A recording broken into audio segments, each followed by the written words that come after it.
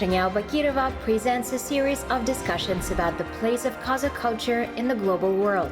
Meetings with prominent public figures, candid conversations, collisions of opinions, and discussions about the most important things.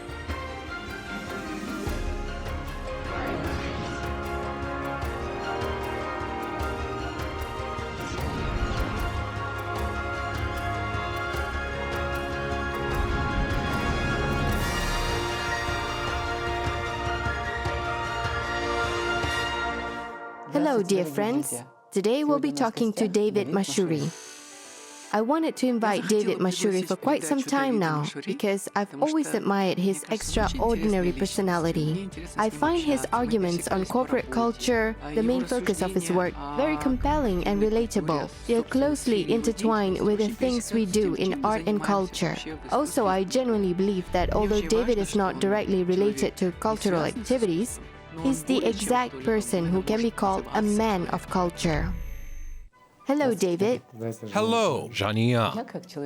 I'm always happy to meet people, those who work in entirely different spheres, and yet are not indifferent, but instead are curious about cultural issues. And I'm a big believer that you, David, are the exact person I've just described. Thank you so much. I am really flattered. What is your position when it comes to culture and fine arts? That people perceive art as a source of a certain kind of pleasure, and this is exactly what distinguishes us from the species that belong to the animal world. We want to create things, and we are certainly fascinated by the presence of creative people such as yourself. And you know, just by witnessing these moments of creativity, you can fully realize that the world does not necessarily boil down to earning money, hitting a deadline, and so on, because you realize the importance of leaving something behind. But sometimes people of art are perceived as some kind of weirdos, right? It often happens that creative people have to make the ends meet. It's very difficult to encounter a creative person who made a fortune with his art. I mean, there are so many creative people who have not received any kind of recognition or understanding, even in their inner circle, not to mention global prominence. That's true. But nevertheless, people remain faithful to their creativity. Do you ever engage in creativity? Does art entice you to get involved in any creative activities? I truly believe that creative arts influence every single part of our lives, not just work, but life in general. But being a creative person, a creator, it is all about that inner calling. We all realize that not every artist will become famous, and unfortunately, not every single musician. Nevertheless, every morning they get up and do their job. It's very hard work. It was just recently that I talked to my students about this. We discussed the matter of the meaning, the motivation behind why I do this. What is the point? So when a person finally meets his inner self, his identity, he then fully realizes that this is exactly what is so valuable about him. And then he realizes his main mission, to create. And this is exactly what inspires people around him. Well, at least me, that is for sure. There is a phrase I heard numerous times. People don't care where you work, but it is very important for them why you do it. It is about a person who has finally discovered his calling, a person who cannot help but create. You know, for quite a long time, I had this perception that there's a clear division between creative professions and what I call civil professions. My dad is an economist, my mother is a philologist. And I remember it was my dad who insisted that I needed a civil profession. He still wanted me to become an economist. And I think I could have become one if it wasn't for our mentors, Yerkegali Rakhmadiev, Jacques Sibek Yerkenbekov, Gaziza Zhubanova, who persuaded my parents to let me pursue my career in music. But the older I get, the more clearly I realize that there's no such division. It can be very elusive, because literally any profession requires a touch of creativity. Absolutely. These days, lots of organizations and companies are undergoing some kind of transformations. Moreover, these transformations are cultural and ideological by nature, since people attempt to redesign strategies of their companies. There is an active focus on innovation, on some new solutions, new approaches to work. And I think that this is exactly the same as creation. People say, we want to do something that did not exist before. We want to somehow simplify processes ideas or create some new product or new service. And this is creativity. And in this sense, we are all the same. You know, the world has changed so rapidly, and so many people say these days that creativity is the key. Creative thinking. This entire industry is now developing really fast. So many things today require a different approach to the old meanings, old traditions and habits. And then there's this kind of confusion because it's not possible that everyone will suddenly become a creator of some kind. Now, as someone who has extensive experience in the development of corporate culture, which means that you are familiar with different enterprises, business structures and large corporations, please tell us, what is happening to those people? One cannot become a creative person overnight. Yes, I do agree with you on this. It is true, not every person should and is supposed to create something new, but at the same time, anyone can become a part of a big project, right? I think that this whole redesigning was caused by the pandemic, when people suddenly began to think, do I really need all this? Why should I attend all those Zoom meetings or work for 8 hours in the office on a daily basis? And it seems to me that it is exactly when the person eventually finds that meaning is calling, he then fully realizes that, yes, I want to be a part of this team. Yes, this is a very important project for me. And these are the moments when he can experience the same inspiration that any creative person is familiar with. And it is then and there when he can think of new solutions, when new ideas are being born. And this person as an individual and his team, his organization, all of them can then benefit from this. You know, whenever I think about this whole pandemic thing, I realize that before, humanity could not have consciously decided on all the changes that are happening to us now, a year after the whole world was overtaken by this pandemic. And now everyone is talking about the fact that there's not much time and the changes have to be rushed. So what is happening to the time? Why does it seem to be slipping away so fast? Yeah, I know. Some professions might cease to exist. Yes, the whole world seems to be accelerating and becoming very complex. There is this term, VUCA world. This is an American acronym that stands for volatility, uncertainty, complexity, and ambiguity. Before, we used to make plans for 5, 10 years into the future, and we knew exactly where we would end up over time in terms of our careers or in terms of the achievements of the entire organization. Now it is almost impossible to predict anything, because tomorrow anything can change so dramatically that your market will turn 180 degrees, or your target audience will completely change. This knowledge can be worthless. Exactly. So many professions will just go extinct. Things we teach to our kids today might not be relevant tomorrow. And that is why at my school, young people now say that they want to prepare their children for real life above all. Exactly. They don't focus on certain basic subjects like mathematics, literature, IT, or languages. But they try to educate their children to be prepared for what the life out there can be. They train them to be good team players, to learn how to cooperate, how to be environmentally friendly, and just friendly in general. I truly enjoyed talking to your son. We invited him to a Zoom conference with some of our distinguished MBA students. And I really liked it when I asked him after the broadcast, how do you feel about this project, about the school? What is your approach when it comes to it? And he replied, my approach is a business approach. And I then asked, seriously? He said yes. We dismissed head teachers, for example. I said, how great. He hires new people, mentors, not head teachers. And this is a completely different approach. Maybe this approach is akin to that of a Finnish school, for example, where there are no grades, and where there is no constant competition between children, and where the school does actually prepare children for adulthood, because we never know what awaits them tomorrow. And it seems to me that even here, this gap is narrowing. I used to often attend round tables and conferences where people would talk about how our students are never ready for the profession. They graduate from universities and have no practical understanding of what their profession is. They had to be retrained, to be taught some kind of refresher courses. They even had to be taught on how to use a copier and so on. And it seems to me that with this approach to learning, this gap will soon disappear. It's great that while they are still in school, we already think that soon they will need, for example, an understanding of how to manage finances or how to work in a team. David, I know you often attend various concerts. You are eager about opera and theater. Can you please tell us about your musical preferences and impressions?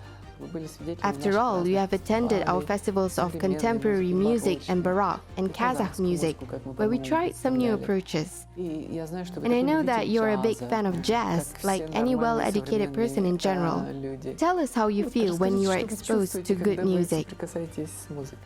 For me, classical music is a kind of therapeutic experience. It cleanses me as if you know a computer can be cleaned of viruses. It has the same effect on my brain. I always turn on the radio and play something from the classics. Our son began to listen to it while still in the womb. And now he is already 11 years old, and he adores this music.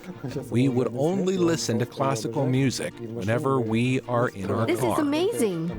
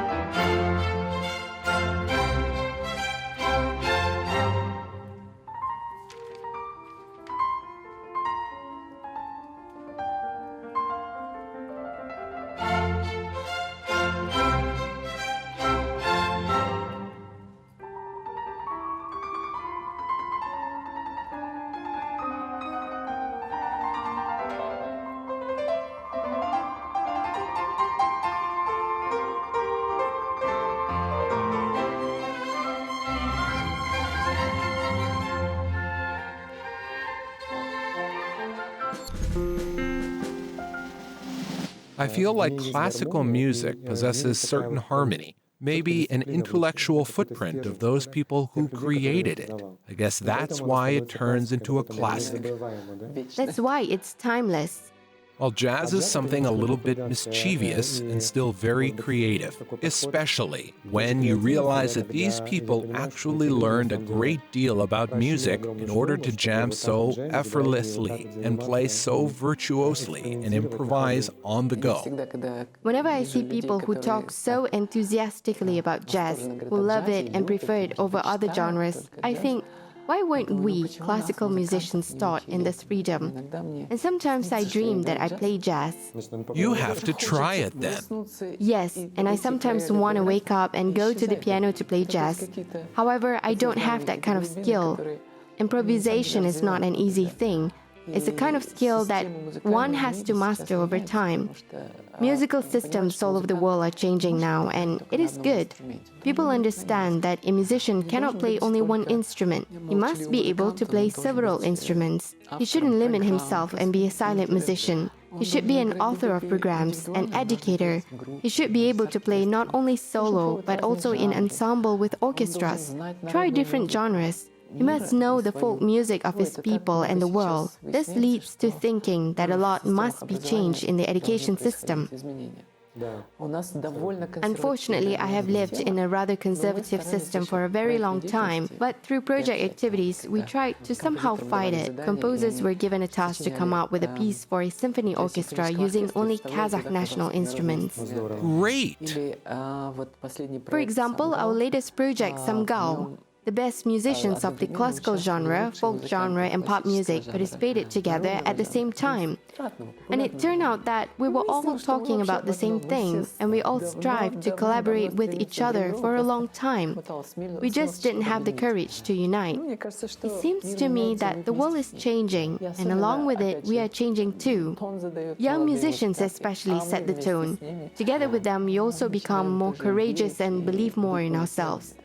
You mentioned jazz a few moments ago, and in general, the fact that you could experiment with different projects where musicians could compose something unusual and give color to folk music, and so on. Immediately, I thought about this cool word in English. The word is empowerment.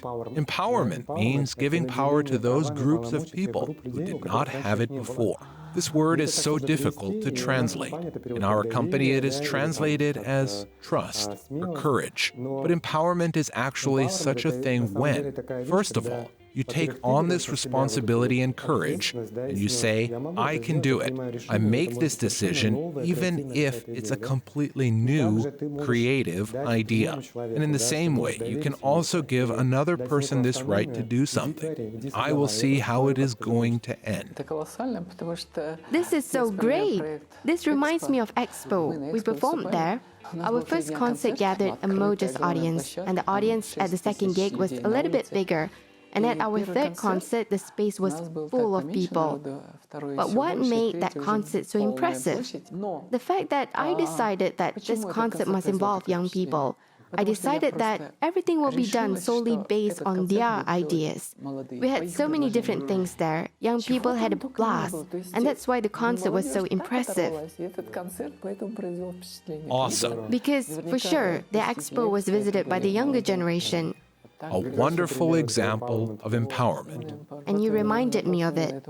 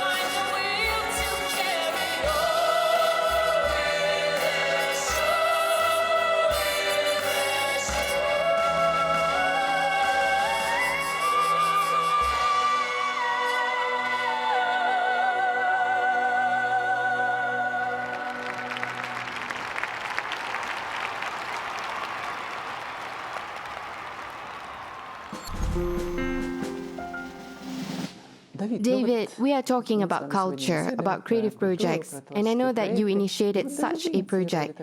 Tell us about it in more detail. It was a B2A project, Business to Arts, when we supported modern artists of Kazakhstan with the help of business and organized interesting exhibitions. Very often, I attended various conferences, talked with expats in Kazakhstan, and they used to ask why there is nothing related to art, why there are always only presentations about some services and projects. It's all very boring. People who come to Kazakhstan were longing for this particular cultural life, when you can go to exhibitions and to concerts together and then discuss it in some way, and so on. B2A was a wonderful project. There's now a very fashionable word, diversity. It is when we consider the opinions of completely different groups of people and come to amazing results and effects together. It was a real discovery to plunge into this atmosphere of creativity, the atmosphere of contemporary artists and sculptors of Kazakhstan. These are people who don't care about sales, plans, and so on. They care about what they can leave behind. And together with our business community, we brought them together. It was just amazing. This is the kind of networking that you won't find anywhere else. In principle, we help businesses understand that contemporary art in Kazakhstan does not stand still. But there are some very interesting works. We have amazing artists and sculptors. At the same time, we help these authors find sponsors, find those people who would want to buy their work. You supported them. Well, you yourself started our conversation with the fact that not everyone succeeds. Unfortunately, now it has become even more difficult for these people to stay afloat because there are practically no exhibitions now. I don't see them, I don't hear about them, and I would love to continue this project, possibly with new partners, because I believe it would be useful for business representatives to be in contact with creative people, and vice versa. What you are saying is amazing. Now I will say something on the record that has been on my mind for some time now. This year we're celebrating 30 years of our independence. True. I can now look at those years from a vantage point, consider this entire lifespan and draw some conclusions. I remember when everything just started, when our businessmen achieved their success and became famous, we really wanted them to notice us too. Because while they succeeded in their field, we became no less famous in ours. But back then, that was not the case. They were overwhelmed with such a drive, such euphoria from their own successes, that they wanted to expand outside. They invited Russian stars, foreign ones. For them, these were the names. While at the same time, they treated Kazakh artists with a certain disdain. But over these 30 years, the consciousness of people has changed dramatically. They re-evaluated everything. Yes, their business thinking changed and became completely different. They began to pay attention to us. Now I can clearly see this, because first of all, I feel it myself. I feel respect from them, such a sincere interest, a desire to support if we are discussing the possibility of joint projects. And in this, I also see diversity. Business people, people of art, people who work as doctors, teachers, and diplomats. We are all starting to understand that we all play an important part in society. We all serve a certain purpose, and we all matter. It will be weird if everyone will be engaged only in finance, oil industry, or in IT technologies. Absolutely. I feel that now society is starting to understand this better than ever. That's why there's such an interest in artistic people. Not even interest, but a deeper understanding about the importance of education, culture, social and environmental issues. I would say that now we're talking at a time when, as a person of culture, I have more hope than before. Great. I'm hopeful about everything, the future, my profession, the development of youth, and the balance in society, which is absolutely necessary for the state to be successful. Thank you very much, David, for taking the time to talk to me. It was so wonderful. I hope that we together will continue to improve the life around us in our respective fields. Thank you so much for having me. I wish you every success. Thank you.